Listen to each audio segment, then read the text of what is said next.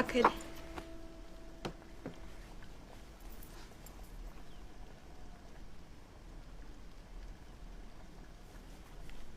Sığacak mı bunun içine Selcan?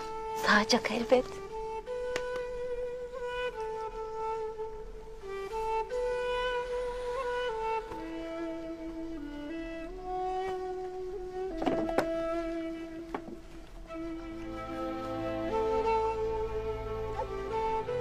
Ne vakit biter bu toy?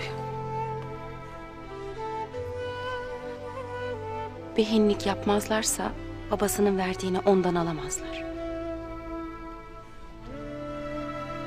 Hangisi daha hayırlı bilemez oldum Selcan.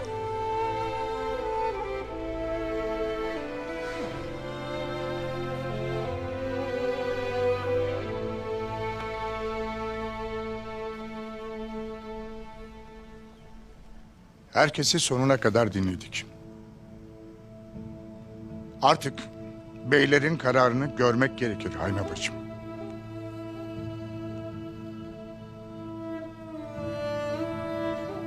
Artık vakit tamamdır beyim.